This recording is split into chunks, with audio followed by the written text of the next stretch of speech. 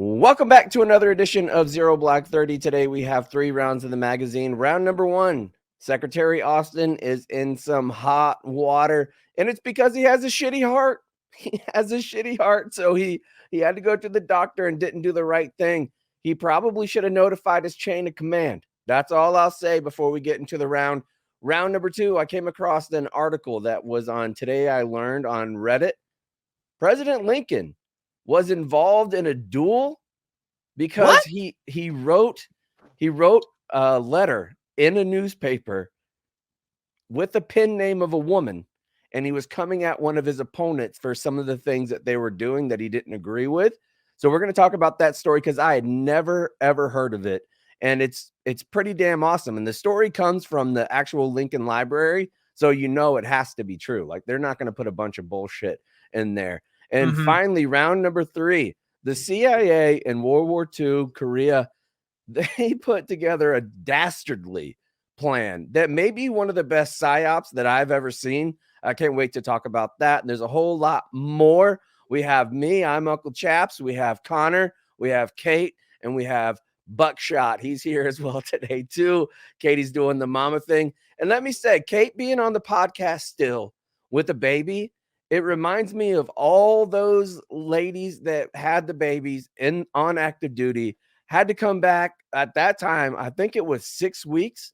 6 weeks later, they had to go back to work. Yep. And then I think it was 12 weeks later, they had to start doing organized PT again on like the light duty shit.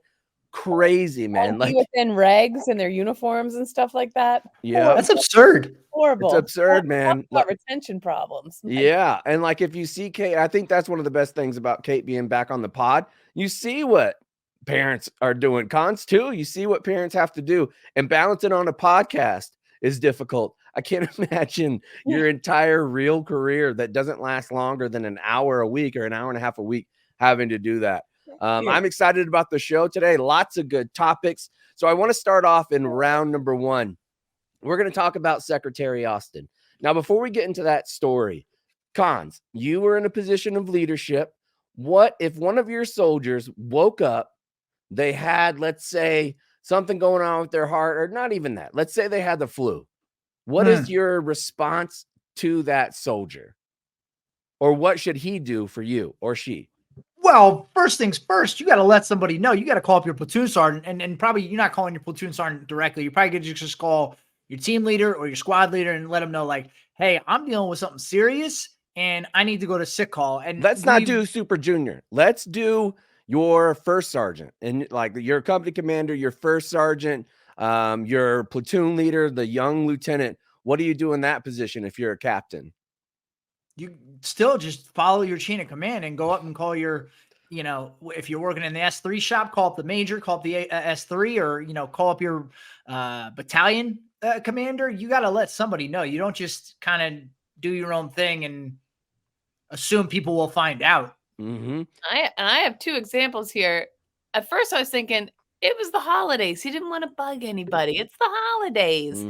But 2 different occasions on weekends, I bugged 2 higher ups that I was terrified of.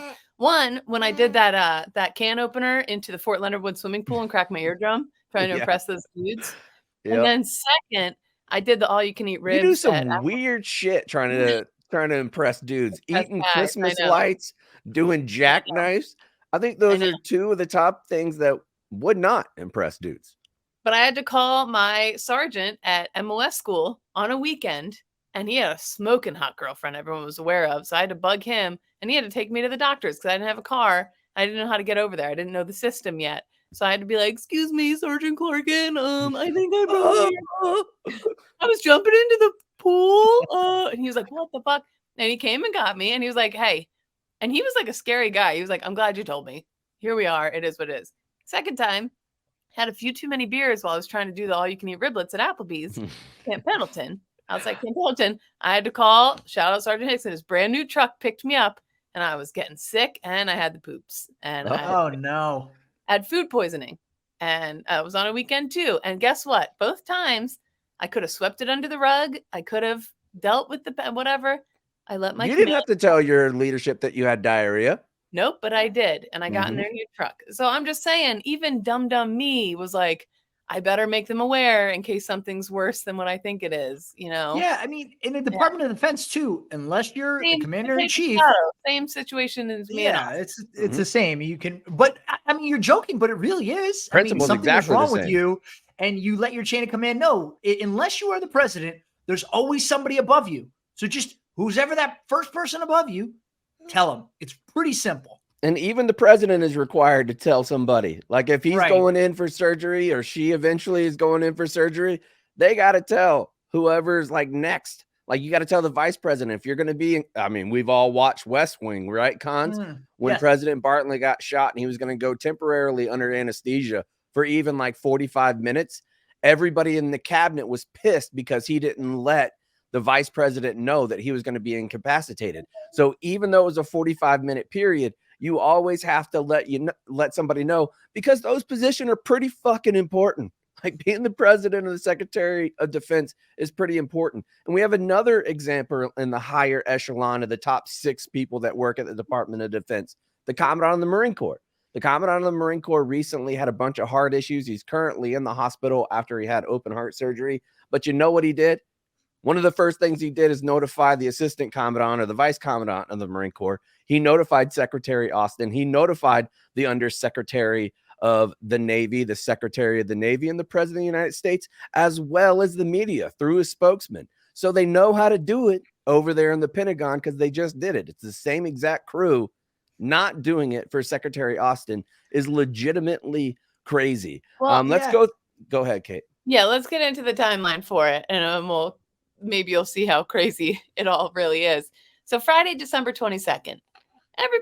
We're hanging the holly. We're getting ready for the holidays. Everybody's in good spirits. Last day here at Barstool too. And Secretary of Defense Austin says, this is a perfect time. We're about to go into break here. Perfect time to get a little elective surgery. So he goes to Walter Reed National Medical Center. He gets an elective medical procedure. I think it was calf implants. Oh. I think he was doing leg day every day, wasn't making progress, and the other higher ups were clowning him in the gym, calling him chicken legs or whatever. He was getting calf implants, is my theory.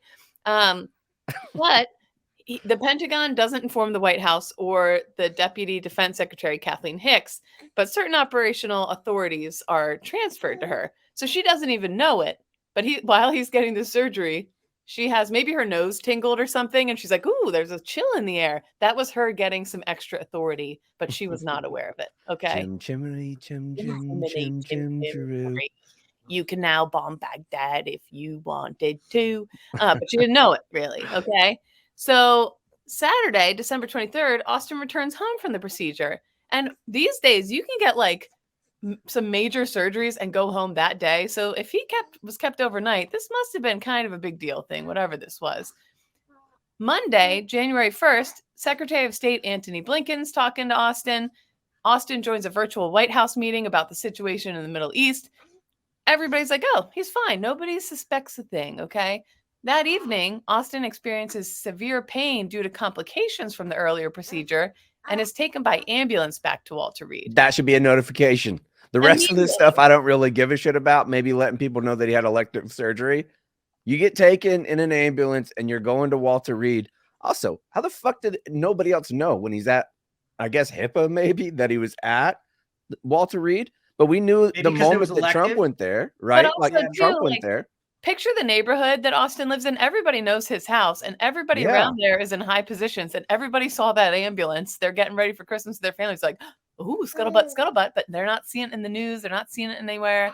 Interesting. But, there's an old dude named Bruce that used to live in my old neighborhood. That motherfucker would be on an ambulance like once every 3 weeks. But every time he was going in, old Bruce, I would be a looky-loo out the window, making sure I knew what was going on. And then I was telling Rick down the street, Bruce is messed up again. I hope he's doing okay. Yeah, everybody knows everything. So anyway, on January 2nd, Austin's top staffers and press officials, including DOD's spokesperson and press chief, learned that he's in the hospital. So we're talking a whole 24 hours go by.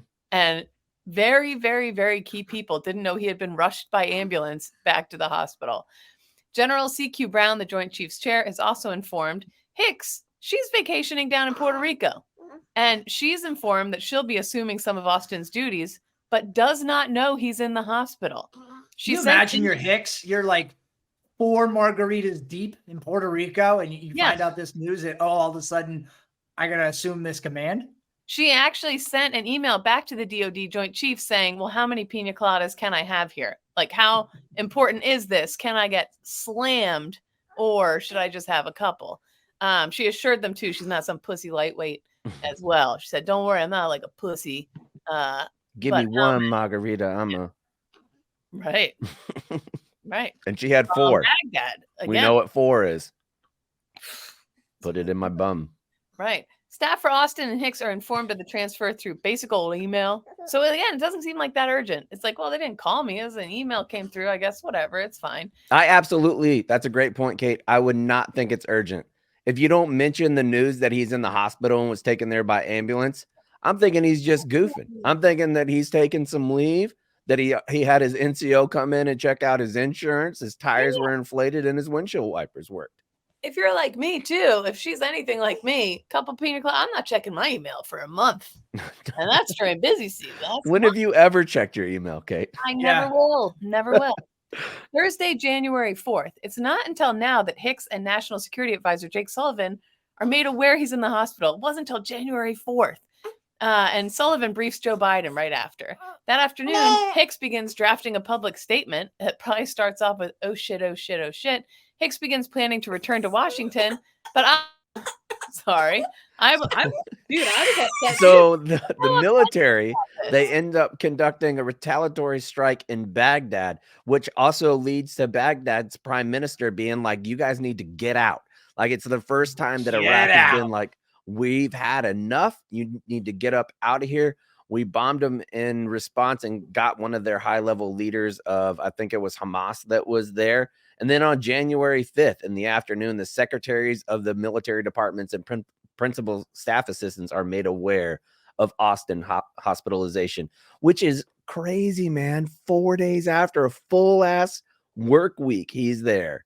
Yeah. I mean, nuts. So shortly before 5 p.m. My calf implants theory. Yeah, true. That's the calf implants. The Pentagon notified Congress about Austin's hospitalization, which they should have done instantly. And there is a lot of congressmen who are going nuts about it, and they want heads to roll. And I think in this position, hell, I wrote a blog about it yesterday that I think that he should resign. There's no chance anybody else in that position. Cons, imagine what would happen if you got taken by ambulance and you were sick from a surgery. Other people, platoon leader had to take your spot as the company commander, and the battalion commander finds out that there was a 5-day period that they didn't know. He would be so hot. Dude, you might get a letter in your book that says do not promote, like unpromotable. Yeah. And that's what's so crazy to me about this. Austin comes from a world, the Army, where these checks, these methods of due diligence, they're in place. He did them his entire career. He knows what right is. So I'm just so perplexed. There's got to be more to this story as to why he didn't inform everybody of his whereabouts. Because I don't believe that he just, let it slip his mind when he spent the better part of his life informing people of his every move. And remember, the day before is when Jake Sullivan and all the different press secretaries, they all found out. Now, listen, I feel like this part is dastardly, and I feel like it was on purpose for the purpose of misleading and not letting most people see. It's one of the most common tropes in media. There's a Friday news dump that comes out at DC. This statement was released at 5:03 p.m. A public statement is released disclosing that Austin had been admitted to Walter Reed. And you know why nobody pays attention to Friday news dump? Even the president didn't find out until that Saturday after. I don't know how he missed it, but after is when he found out. Like, that is absolutely crazy. And then that's also crazy because, I actually never really gave thought to it. But now that we're talking through it, I feel like being the president's, there's no days of the week, right? It's not like Friday, 5 p.m. You're like, all right, let's go to the bar, happy hour. And you shut it off for the next 2 days until you come back to work on Monday morning. It's one of those things, kind of like when you're deployed, where you're just kind of always working. So the fact that he went the entire weekend and wasn't briefed on what was going on, that makes me scratch my head too. Yeah. Then the Armed Service Committee chair, Mike Rogers from Alabama, and also the ranking member who's on the other side. So this is a bipartisan measure saying that they need to have more information about Secretary Austin's health condition. So he finally speaks with the Armed Forces, the Senate Armed Forces Chair, Jack Reed. And then at 4:24, he released a statement updating the fact that Austin remained hospitalized. He was in the hospital for a full ass week, but he had been in contact with Biden. And this is one of the things yesterday that pissed me off about Biden. He said he wishes him well and that he's not even considering or asking him to resign. And if Austin took it on himself to render his resignation, that Biden wouldn't accept it. How? Because I'm telling you, there's something. Biden knows something. There's something else going on here. This is not what we see. He has Biden dick pics. It's something embarrassing. It's something. Maybe he was getting his balls smoothed out. Mm-hmm. He has more on Hunter. Right. Maybe something's amiss. Also, I feel like we're missing the biggest part of this story. Austin, to cover it up, actually had his twin brother Dallas, who looks exactly like him. And that same week, too, they were trying to get their parents back together. It was a whole it was a kerfluffle. Switcheroo situation. Kerfluffle. Good reference there, Kate. I see what you're putting down there. Yeah, we're doing cities in Texas, folks, and their other brother, their sister, Houston. Little Mary Kate and I thought you were doing Parent Trap with Lindsay Lohan, not to be confused with the original with Haley Mills. She was doing both. Correct. Oh, were you thinking of It Takes Two, maybe with the Olsen twins? Yes, I was. Which everyone who listens to ZBT was a huge It Takes Two. Everybody knows that one. One of my first crushes in life was Stephanie Tanner. Really? We're at the same age, and when she did that dance competition, she was dancing around. I think I was probably 9 or 10. She was probably 10, maybe 12, and I was like, Motown Philly was the song she danced to. That's exactly right. What was it? That's exactly. I always thought she was a little uptight. I was always no. It was Motown Philly, chaps. The song by Boyz II Men. That's my first CD I ever bought was Motown Philly. Oh. I think I actually stole it. I'm not sure. Anyways, round number 2. Wait. Can we just say really quickly? Yeah. We hope that whatever's going on, that Secretary Austin recovers fully and that he is ultimately in good health. Thank you, Cons. We almost forgot to cover our asses there. Yeah, exactly. This episode comes out and something real bad goes down. I don't feel that way. I'm just kidding. I do. That would be really messed up. It would. Get better, Secretary Austin. We miss you. We should honestly send him a card. Just send him a card. Be like, hey, we all goof. We all do a little goof. Do you want paperwork or do you want hazing? Which one? Sorry. That's what should happen. The sergeants major of the Army and the Marine Corps should get to haze Secretary Austin. He has to carry an ammo can full of sand around for the rest of the year. He's walking around the Pentagon, police calling. He's like, please cigarette pick butts, up your cigarette butts. That would be crazy. You see Secretary Austin running through the Pentagon and he's refilling the water fountains or checking the blinker fluid. Yeah, I like that. Hey there, fucking kitchen gloves, Austin. Come here. Do you think this is a situation, too, that I think a lot of people have found themselves in where you know the right thing to do, and by accident, you forgot to do it right away, but then you've already missed that window, so you just kind of keep ignoring it, but in turn, you are digging yourself a deeper hole to where every single task that my wife wants me to do. Everyone. That's me with my text messages. Yeah, true. Yeah. Where are we at right now, Kate? Give us a text message update. I think I'm at 742. That would drive me nuts so but so. Yeah. Yeah. It's tough out there from people I love the most. All right, let's do round number 2. We're going to talk a little bit about the CIA. Kate, what do we have here? Okay, in the series Mad Men, the big and crazy time of the advertisers in the 1960s is shown, but it was even crazier in the CIA. The post-war period felt if you thought the secretaries had big titties over at the advertising agency, you should have seen them over at the CIA. That's exactly right, Kate. Huge Anyway, tits. I do wish I worked in a time when I could smoke inside at my desk. Mm-hmm. God damn. The post-war period felt like pre-war epoch. I should know that Epic. word. Yep. Epic.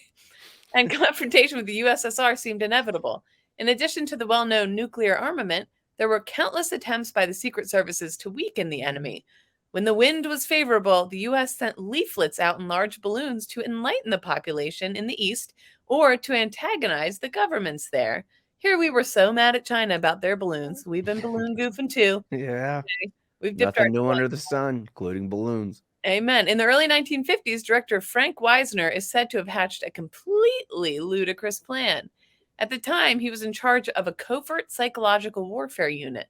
They dealt with that had to be tough to date these guys. Oh, yeah. You know what I'm saying? Talk about Absolutely gaslighted the shit out of you. They dealt with manipulating news abroad and also tried to set up a kind of guerrilla army behind the Iron Curtain, which should come to the aid of allies at crucial moments with uprisings behind the front. In addition, he came up with the idea of smuggling particularly large condoms into the USSR or having them dropped in. The XXL elastics should be particularly large but bear the inscription medium. Mm-hmm. So all these average guys. Some of them even had small on them. And so small or medium. The trick was intended to convince Soviet women and Red Army soldiers that U.S. soldiers were particularly masculine. Wisner hoped this would demoralize the enemy. So you put on, this condom says small or medium, and you put it on, and it's falling off of you. It's like you put a trash bag over your dick. It'd be... Yeah, that is a little bit demoralizing. I mean, if that happens, and these are...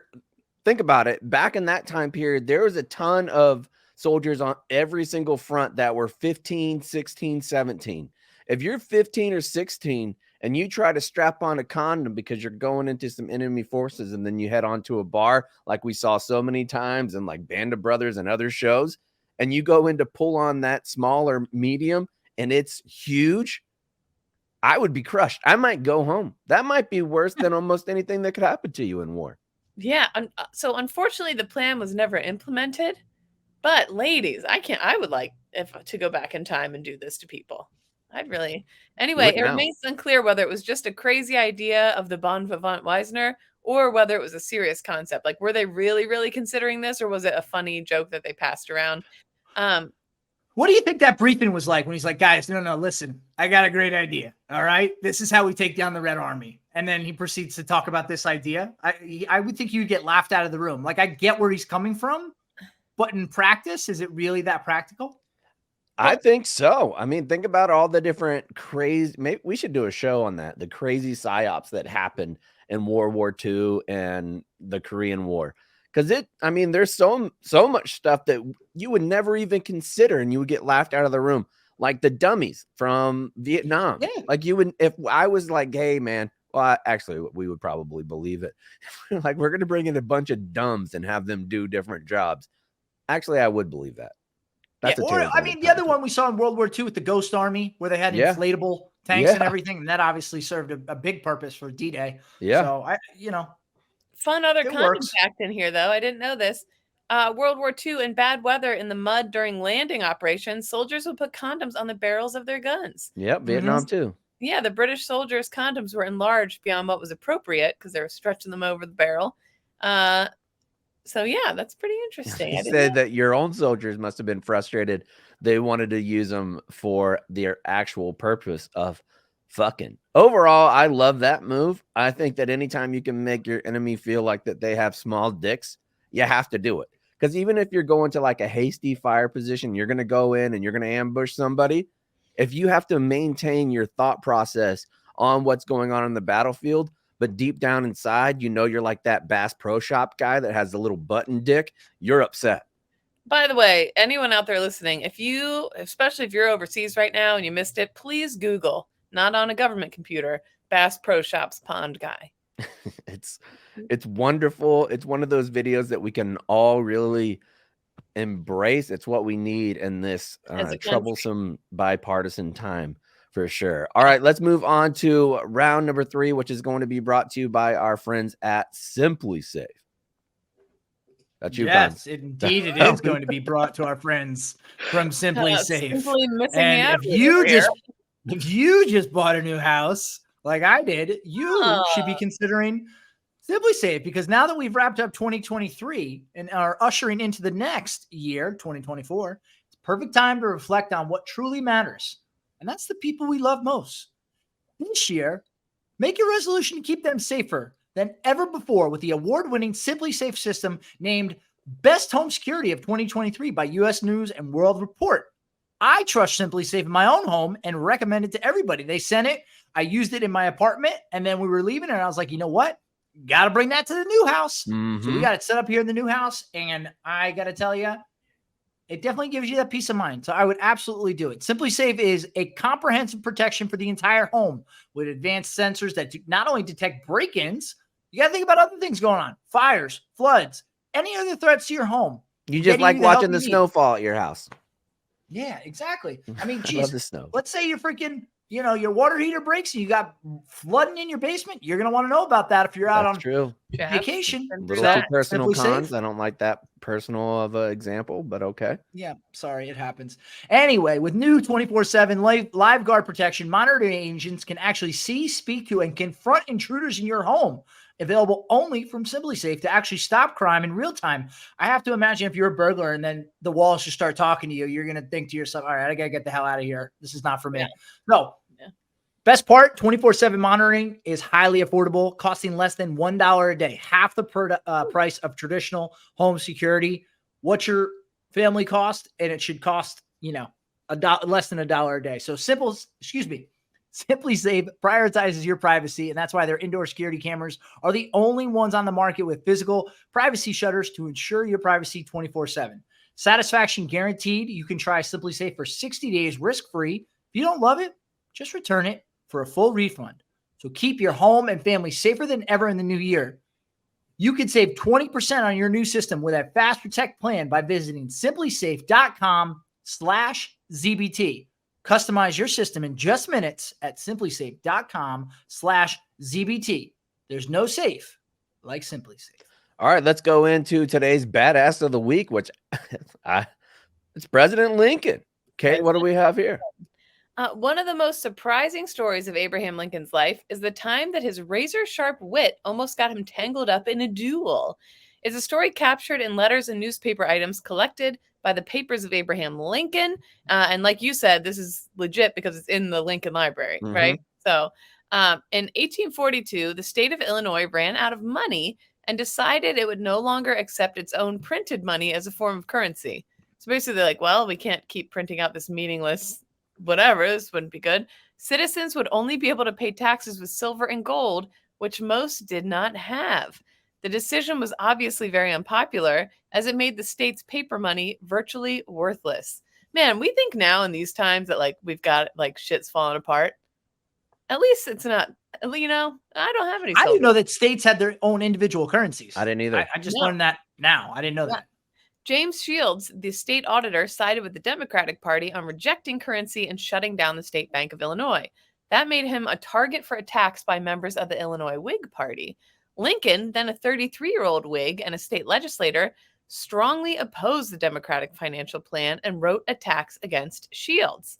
This was before there was Twitter. This was the side eye that you could give, the subtweet. Yeah, the original Reddit. Lincoln was friends with Simeon Francis, the editor of the Sangamo Journal, and was allowed to publish a letter in 1842 under the false name Rebecca. Abraham Lincoln, the original troll. Minx, Rebecca the troll. I actually think that that's a great name choice because I think Rebecca is a beautiful name. It just is. It's written from the perspective of an Illinois farm wife whose neighbor cannot pay his taxes due to the rejection of state currency. Lincoln, writing as Rebecca the farm wife, calls Shields a fool and a liar. Strong words in the 1800s. He then mocks Shields as a womanizer, stating, his very features and the ecstatic agony of his soul spoke audibly and distinctly. Dear girls, it is distressing, but I cannot marry you all. Too well I know how much you suffer, but do remember it is not my fault that I am so handsome and so interesting.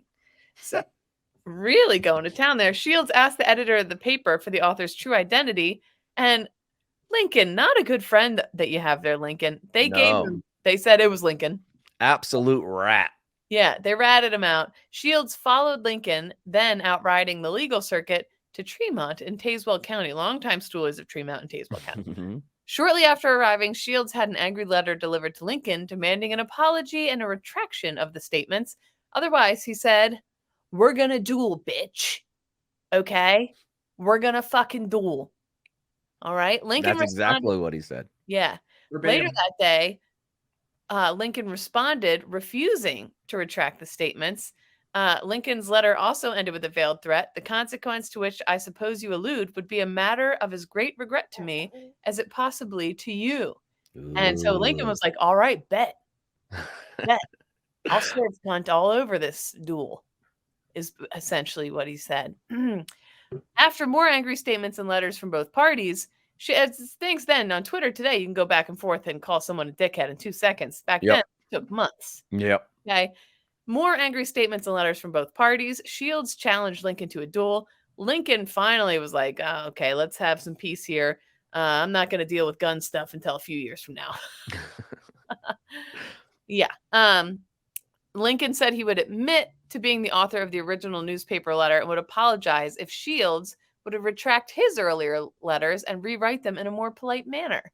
If this request was not met, he was going to fight in a Hell duel. yeah, he was. As the person being challenged, Lincoln, I didn't know this. As the person being challenged, Lincoln got to set the rules. They did the same thing in Game of Thrones with Tyrion and Joffrey. Or no, Yeah. Tyrion and that bitch that had the moon door. I didn't know that. I would say if I got to set we have to wear silly outfits or something, you know. As the person being challenged, he sets the rules. There was to be a line between two of them, and crossing over this line would result in death. Kind of like what happened in Barstool, Surviving Barstool, when Rico went over. Yep. The duel was to be fought in Missouri, as dueling was still legal there, and the weapons would be broadswords. God damn, I wish I could go back in time and watch I this know, right? happen. Fuck. Remember Imagine how getting much out of your people driving wanted to see Zuckerberg and Elon Yes. Musk? wrestle? You want to see Lincoln go at it, for sure. Man, you come out of your time machine disoriented, you don't know where you are. You're like, holy shit, is that Lincoln with a broadsword? I Hacking know, dude? right? Whoa. Lincoln and Shields met for their duel on Bloody Island, Love a that. sandbar in the Mississippi River right outside of Alton. To Oh demonstrate, my God. I didn't read the first time that it was on a sandbar. So you're standing out there in the Mississippi River in the middle of it, and you're having a duel on Bloody Island with swords? Come on, Abe. I'm going to say something. Earmuffs, cons, and chaps. Okay. This next part got me a little wet. Okay. 23-year-old Kate seeing Abraham Lincoln on Bloody Island standing on a sandbar ready to swing a sword. This part right here, to demonstrate his advantage in height and reach, Lincoln swung his sword over his head and chopped down a tree branch. Yeah, there you go. If that's not a guy being a dude. Tell me how viral that would have been on TikTok if that's recorded.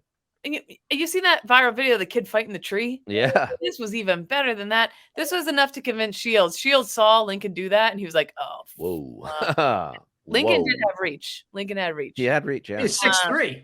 Definitely did.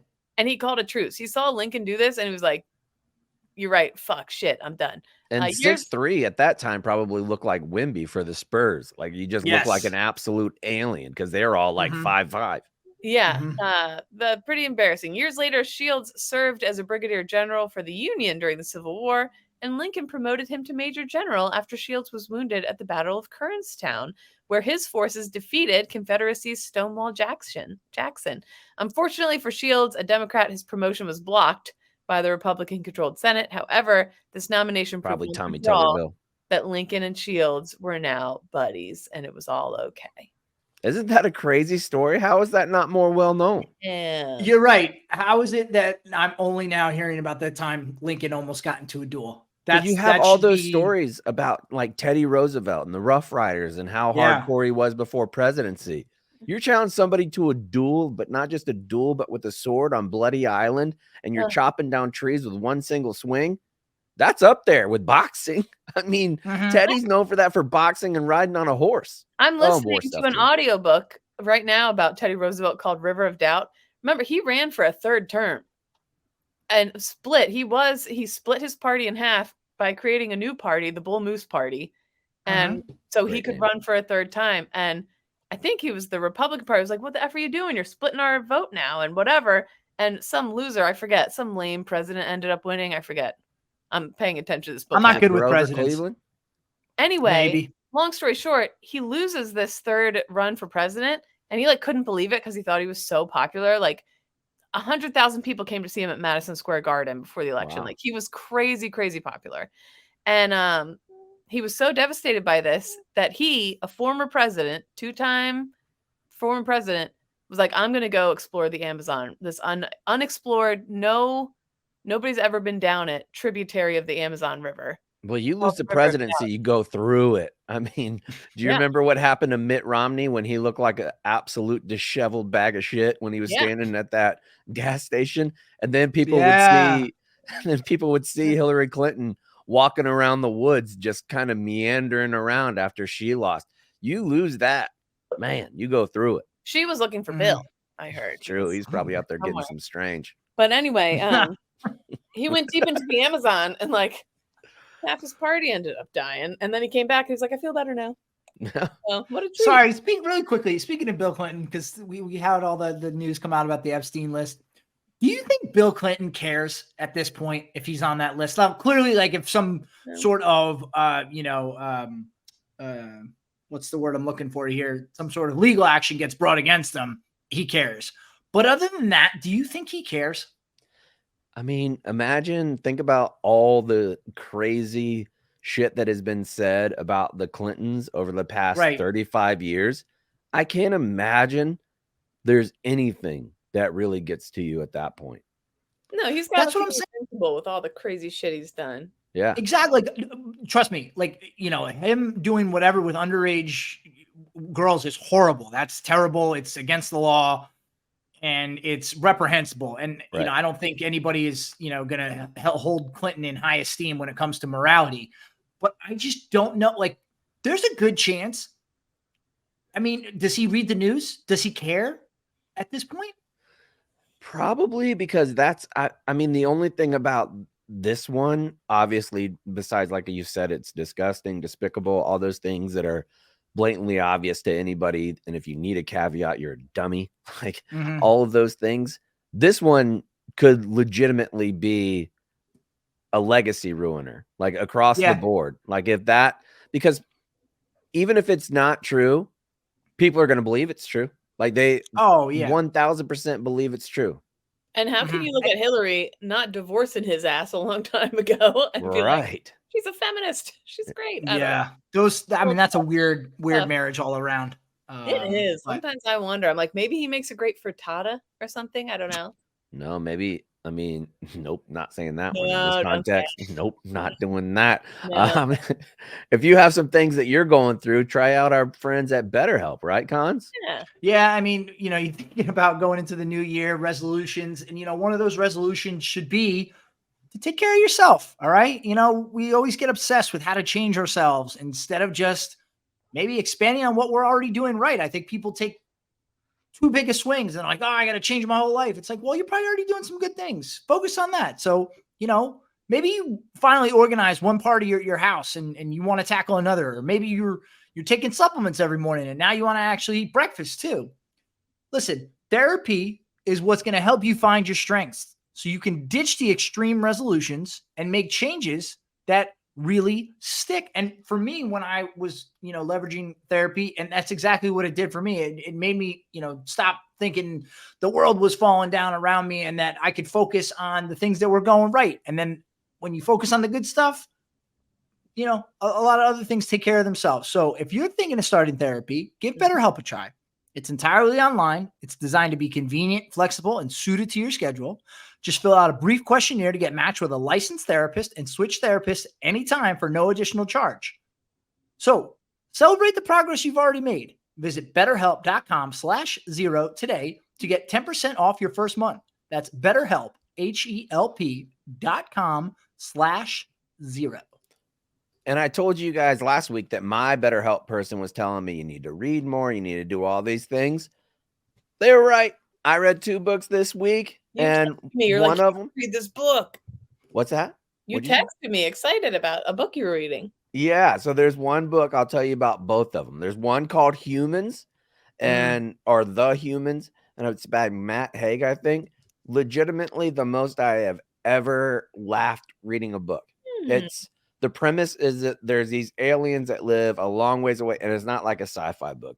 There's aliens that live long ways away, and they want to come out and check out the primitive humans and like kind of make fun of them for how simple our lives are, that we have like houses that just are on the ground and they don't move anywhere, that you can't just teleport, you're not omnipresent, or you don't have omniscience, you don't have any of those things. So he comes and he starts describing humans, and I'll just tell this really quickly. He looks at humans and he says, these things are absolutely disgusting creatures. Every time I see them, I completely want to vomit. They have these things that allow them to hear, but they have external little clobs of skin that stick out. They call them ears, and they make me want to puke. And he just goes into like all things that are human, and it is so fucking funny. Like he'll walk into a steakhouse and he'll be like, this place smells like a pit of death with something they call cows and vegetables being cooked on something that they call a fire. It was absolutely delightful. And the second one was a book called Yellowface. I really liked that one too, because I could kind of commiserate with the protagonist in the story, where She has banana-induced pink eye too? Yeah, she has banana-induced pink eye. Okay. And she goes into her whole life and how she's a writer and she gets attacked online and people are going crazy, and you see all those different attacks online, and then it seeps into your head, whether you want it to or not, that you are bad at what you do because the comments, the tweets, all those different things. And I mean, hell, in this line of work, you've been through that too. And it was just a reminder of that's just an echo chamber online, and a vast majority, just like politics, 95% of the country are not as vested as people who constantly talk about it on Twitter. So shout out BetterHelp for that recommendation. It was fantastic, and I am getting something out of it. So go check it out. You can get 10% off. It's a great deal. BetterHelp.com. All right, let's move on to some save rounds and alibis. Catherine, we'll start with you. Yeah, I think we covered the Kala, the TikTok tunnel girl. We covered her, right? In a previous episode. She built a huge underground tunnel system in Northern Virginia, like right outside DC, in this super suburban neighborhood. And her neighbors were shocked to find out, like 22 feet below her basement, she was tunneling. I didn't realize it was 22 feet. That's two like stories. a mine shaft system going, and blah, blah, blah. And like seriously compromised the structure of the ground. You think you get to add that square footage to your property listing? That's a great question. A good wine cellar would make. Well, we got a new tunnel. I just wanted to talk about really quick. Tunnel alert. If you've been seeing the videos of this, if you don't know, the Hasidic Jewish community in Brooklyn, especially, but there's Kiryas, Joel, and upstate New York, but there's certain neighborhoods that are heavily Hasidic Jewish. And basically, like, for the most part, the cops stay out of it. They have their own ambulance system. Like, they're their own political machine. They have that neighborhood is like theirs, and you don't mess with it and you don't go in there. So when the NYPD does go in there for some reason, it's like a big deal. And these videos that are hitting social media right now are wild. Chaotic scenes broke out at the Chabad Lubavitch headquarters synagogue in New York City. This was just Monday afternoon, as the New York City Police Department tried to fill in and seal a secret tunnel and alcove that were found in the prayer hall. It was unclear why the tunnel had been dug, but according to reports, it was done in the last couple of years. People were saying maybe it was because during COVID, they banned them from going to temple and from these huge gatherings, and they still wanted to, so they built a big secret tunnel network where from all around the neighborhood, they could go into the synagogue and still worship, but nobody from New York City government would see them going in or out. They improvised, adapted, and overcame. Yeah, footage from within the tunnel showed that it led to an abandoned mikveh, which is a ritual bath. The tunnel was also shown to be full of garbage and household art object. In the video, stuff that was getting pulled out of it, this mattress that looked like it had like a huge poop stain on it, a child's high chair, like it was like, were people living under this under the ground here in Brooklyn, like what was going on. But that could also be cherry picking. I mean, if you have a bunch of spots that with a bunch of beds, one of them's gonna have poop on it. That's Just true. is. Yes, that is true. But household objects were coming out, and it was the NYPD is inside the synagogue, and the video is like they're just pulling these dudes out of the tunnel. They just keep popping out. And then there's video from out in the street where there's like a New York City grate, and somebody's walking down the street, and all of a sudden these Hasidic Jewish men start popping out of the grate and running down the street, and the people on the street are just like, what the fuck is happening right now? Then they began fighting with the NYPD. They were pulling down wood paneling, throwing prayer benches at police officers. More men who were pulled out of the tunnel by NYPD officers went and sat in an alcove, trying to prevent it from being filled in. They're like, we're all going to cram in this tunnel. You're not taking our tunnel. We worked really hard on this fucking thing. I feel the same way when I'm at the beach digging a tunnel. My son wants to fill it in. Oh, I'm like, yeah. hey, I worked hard on this. Several rioters got arrested. The synagogue was shut down by NYPD. And the videos are just so insane and absurd. It's like a real, like young New York City, like New York, a cop kind of guy trying to explain to this guy why they. You know who should make this movie, Kate? Guy Ritchie. Guy Ritchie would be fantastic at directing this movie. And the entire time you were explaining what it's like, people popping out of nowhere, all I could think about was that Super Nintendo game that was Teenage Mutant Ninja Turtles, when like you're walking down and then all of a sudden the foot soldiers come popping out of the manholes, and they'll come out of different spots, and you're like, where are you guys all coming from? And now you got to fight all of them. Ninja Turtles. You got to fight all of them. It's crazy. But I just like go look at some of the tweets on it. People were just hilarious about this, and just really interesting. So sorry, that was a long extra thing, but I'm into tunnels, so another tunnel story. I love tunnel stories. The lady got her tunnel banned, right? She can't do it anymore. The local government called her and was like, absolutely not. I don't know what's happening now. I'll have to provide an update next week on what's going on there. Yeah, I heard it was because she like ruined the foundation and the integrity of the ground, because spoiler alert, not a structural engineer. Right. And I think you need those kind of people if you're going to be doing 22 feet down tunnels in a residential neighborhood. You got to have some zoning permits, okay? If you need one to put up a fence in your yard, you need one to dig 22 feet below it. Yeah, she didn't fill out our ORM sheet. So the ORM? You got to do that. Cons, what about you, bud? Yeah, Chaps, remember you'd be playing that game, you walk in, there's no one, none of the bad guys around, like, it's a little too quiet, and then all of a sudden they pop out of the manholes. Very warlike. Yeah, it was great. It was great. Going back to that first story, I tweeted this last night when we were talking about Secretary Austin. In my first civilian job, when I transitioned out of the military, I was legit afraid. I didn't know how to call out sick. And I remember the first time I went to work with a fever, and I just looked disheveled. And my boss said, "Are you okay?" And I said, "No, actually, I got a little bit of a fever and I don't feel great." He's like, "What are you doing here? Go home."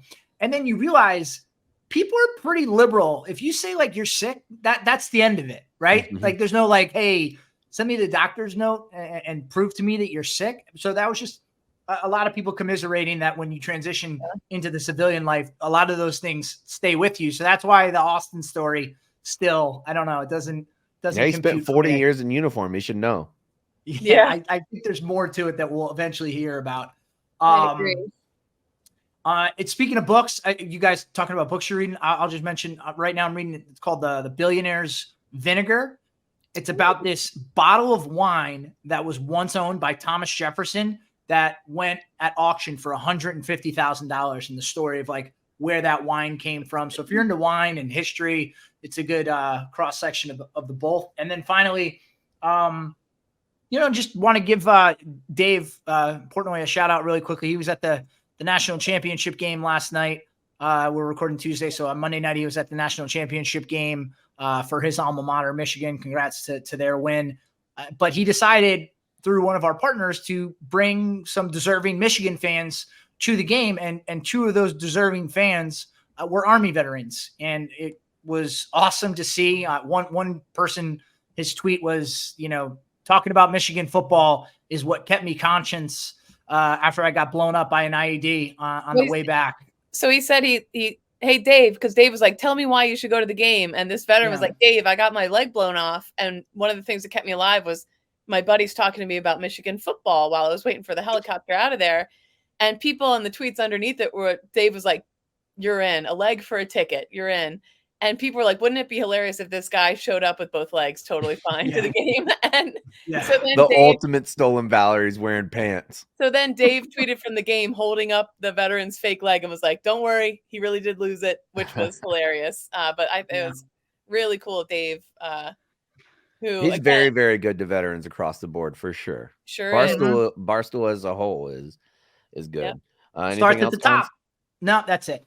All right, I don't have much either. Snow is fun. I'm loving the snow. Cardi is absolutely enjoying it. Seeing Cardi played outside the other day in snow for 7 hours. 7 hours straight playing in snow. When you're a kid, man, you don't think about if I'm thirsty, if I'm hungry. You're just out there. You're playing. You're in the mix. It's awesome. Now you're like, oh, I'm going to be out for 7 hours. I got to plan meals and I got to plan my outfit, and it's a whole big to do. I wish I could be a kid. When they're a toddler and you have to be out there with them. Oh yeah. And they don't want to come back in, and you're like, and then you have a little one that you're taking care of too that can't be out there doing that kind of stuff. I know. That being said, Wednesday of next week, the temperature is on deck. I looked at the real feel expectation. The high with real feel -11 with 30-mile-an-hour winds. Buckle up. Now you're really going to find out if you like I'm not Chicago. coming to work. I'm just not. I'm not coming to work that day. I'm just going to be hanging out. Hardo, you got the ski goggles for your electric bike and your big gloves so that you True. I guess I'm not doing the bike right now. One, because work gets out at dark at like 3:45, so I don't feel like that's safe to do. 2, you already got hit by a car. I got hit by a car. And the ice probably wouldn't be ideal. What was I saying? Oh, wait. Oh, but you only walk from the car inside. So like how far are you really going? Like you don't really have to weather it. And then remote start for your car up here, lifesaver. Sitting in the car, getting right into the car, and it's a toasty 75 with your heated seats on. Beautiful. If you can't do that, I highly recommend it. We'll be back next week. Go subscribe to our YouTube channel, please. We'd appreciate that. Leave some comments there too. We need to get that thing up and going, and we appreciate it. If you listen today, you'll see Kate's baby a lot. You will. He's out like a light now. You know how Jersey Jerry went viral and got 100,000 subscribers by golfing until he got a hole-in-one?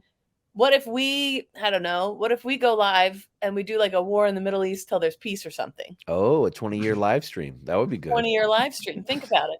Let us know. Think about the numbies. Nice. Well, I guess longer than 2,000 years, or 2,000 years is about what it would be. Maybe even long. Oh yeah, Abrahamic Wars too, a long time ago. Yeah. We're talking about at least 4,800, depending on which scholar you believe. I believe Josephus. There was probably 2,200. Yes. Yeah, we all know Josephus. Long time stool, brick by brick Josephus. All right, we'll be back next Wednesday. Thanks for listening, everybody. Sound the retreat. That was a good episode.